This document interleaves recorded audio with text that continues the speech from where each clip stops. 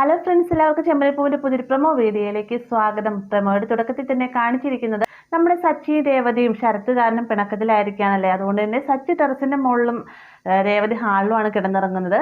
ഈ ഒരു സമയത്ത് നമ്മൾ സച്ചി ചിന്തിക്കുന്നുണ്ട്, എനിക്ക് ഇനിയും ഈ സത്യങ്ങളെല്ലാം തന്നെ ഉള്ളിലിട്ടുകൊണ്ട് കിടക്കാൻ പറ്റില്ല, എല്ലാ സത്യങ്ങളും രേവതിയോട് തുറന്നു പറയണം എന്നൊക്കെ പറഞ്ഞുകൊണ്ട് രേവതിയുടെ അടുത്തേക്ക് വരുന്ന സമയത്ത് രേവതി നല്ല ഉറക്കത്തിലായി കാണും കേട്ടോ.